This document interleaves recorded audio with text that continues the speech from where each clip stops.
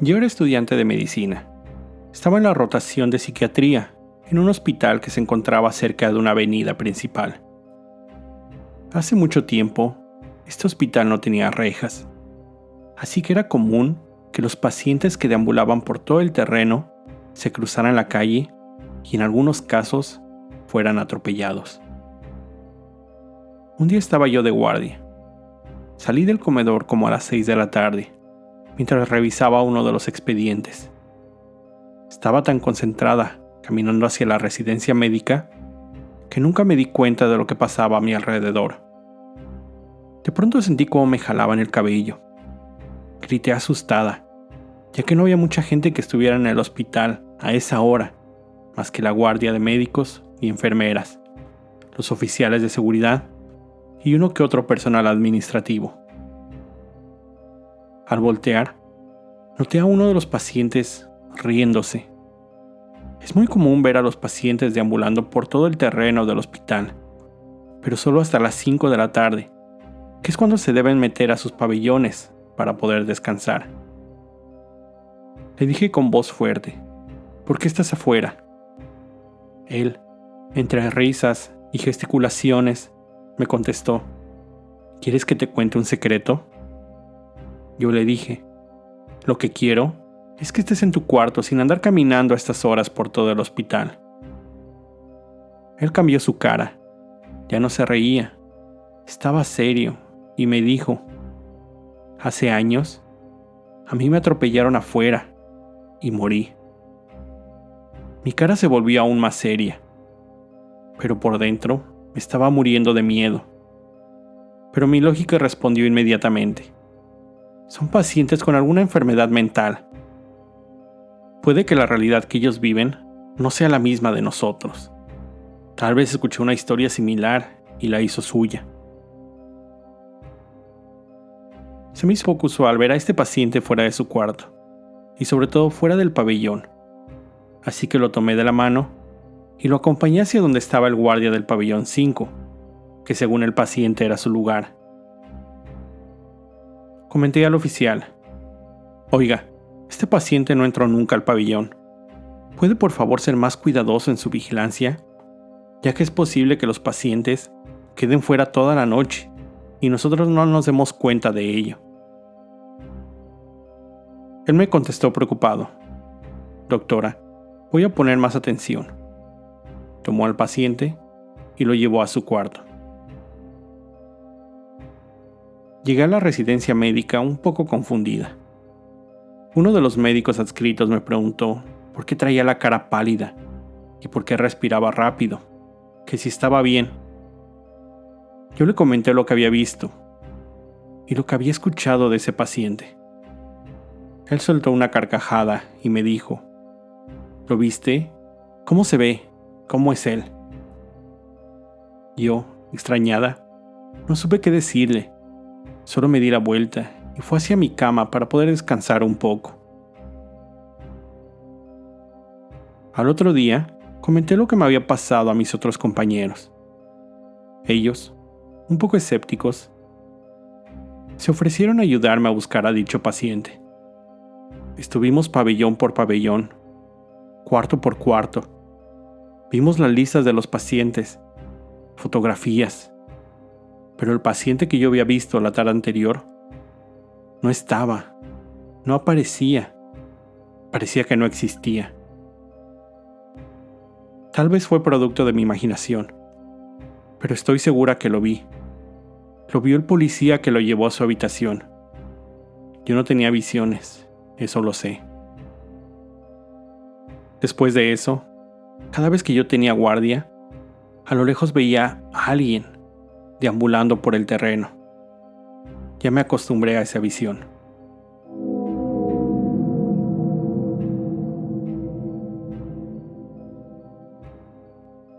Era estudiante de medicina.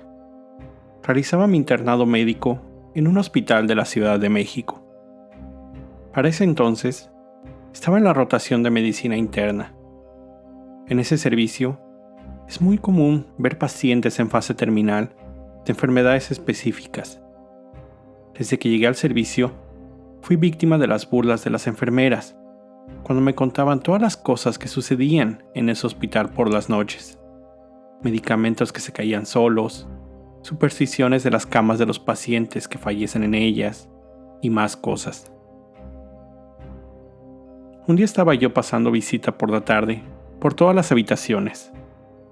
Esas habitaciones eran compartidas. Habían 3 camas en cada una, divididas por cortinas, que podíamos cerrar cada vez que realizábamos procedimientos o para la misma privacidad de los pacientes. Las ventanas daban hacia un jardín, que estaba en medio del hospital de un solo piso. Al pasar por una de las habitaciones, en la última cama, uno de los pacientes, de estado grave, me comentó que unos niños se habían metido a jugar a su habitación y que él estaba muy enojado, ya que él simplemente quería descansar. Yo le comenté que no era posible que niños estuvieran dentro de ese hospital, ya que era un hospital solo de adultos. A lo que otro paciente que estaba en el cuarto me dijo: «No le haga caso, doctor. Todo el día se le ha pasado diciendo lo de los niños. Ninguno de nosotros dos hemos visto algo. Está loco». Yo le comenté al paciente que estaríamos al pendiente de la situación. Salí extrañado de esto que me acababa de suceder. Me acerqué a la central de enfermeras y les comenté lo que me había pasado. Ellas, todas serias, me dijeron: «No es por nada, doctor, pero ese paciente se va a morir».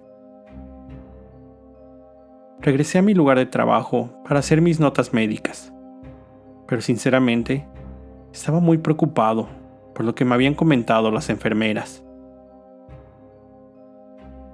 A las 12 de la noche, volví a pasar visita por todos los cuartos para realizar mis pendientes y tenerlos listos para la entrega de guardia del otro día. Llegué a la habitación de ese paciente, que estaba despierto, pero muy asustado. Le pregunté qué pasaba y me dijo que necesitaba el pato, ya que no quería levantarse al baño porque los niños estaban jugando debajo de su cama y le tocaban los pies. En verdad, el paciente se veía muy asustado, pero seguramente yo traía peor la cara del miedo. Salí y le comenté a las enfermeras, ya que eran otras por el cambio de guardia de la noche, pero ellas volvieron a decirme lo mismo: el paciente va a morir. Terminé mis pendientes y me fui a recostar un rato. Me quedé profundamente dormido, cuando de repente me despertó la alarma de código azul, que significa paciente en paro cardiorrespiratorio. La sorpresa fue aún más grande cuando la alarma apuntaba a la habitación y a la cama del paciente que había visto a los niños. Hicimos todo lo que pudimos para sacar a nuestro paciente del paro, pero no lo logramos. La hora de la muerte: 3:15. Salimos todos desanimados. Una de las enfermeras se me acercó y me dijo: «Ve, doctor, le dijimos que el paciente moriría. Los niños vienen por ellos. Al parecer, primero quieren jugar, pero luego llevárselos. Sinceramente, no sé a dónde se los llevan. Pero siempre que un paciente le comente que vio a los niños, prepare todas sus fuerzas, porque lo perderemos».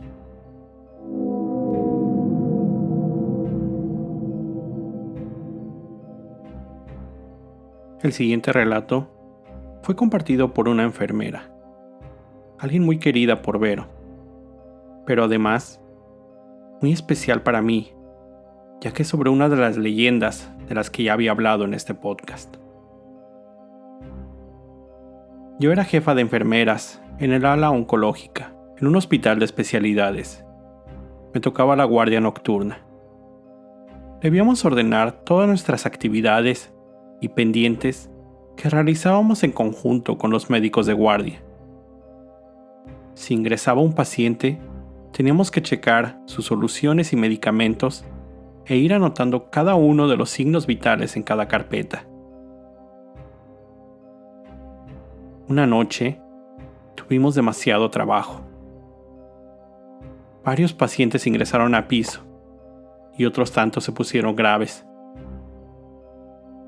Tanto el equipo médico como nosotras estábamos de un lado para otro. No pudimos sentarnos en gran parte de la guardia. Llegó el momento, por las 4 de la mañana, que cansados de todo el trabajo, pudimos terminar los pendientes. Los médicos se retiraron a sus dormitorios y nosotras nos dividimos para ir a descansar 30 minutos cada una en lo que llegaba la hora de entrega de guardia. Cuando me fui a acostar, estaba tan cansada que literal llegué a la cama y me acosté, sin siquiera quitarme los zapatos o deshacer el peinado del cabello. Me quedé profundamente dormida. Al despertar, vi que había pasado 1 hora. Desperté rápidamente. Me di cuenta que no traía zapatos puestos y que además estaba tapada con una sábana. Corrí a la central de enfermería y me di cuenta que las otras chicas estaban dormidas, recargadas en los escritorios. Les hablé y les dije: chicas, apúrense, ya que casi es hora de entregar guardia. Por cierto, gracias a la que me tapó por la noche, hacía mucho frío. Ellas me comentaron que no pudieron ir a dormirse porque yo me había llevado la llave del dormitorio. Es decir, se quedaron a dormitar en la central.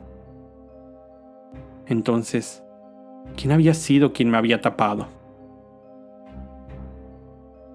Al ver la entrega de la guardia y el censo de uno de los médicos, me di cuenta que un paciente había ingresado al piso a las 4:20 de la mañana. Pregunté a las chicas quién había recibido al paciente y ninguna me respondió.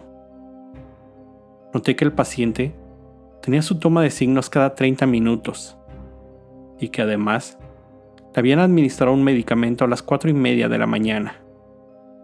Pero, si no había sido ninguna de nosotras, ¿quién pudo haberlo hecho? Yo no había tenido el gusto de conocer a la planchada hasta ese día.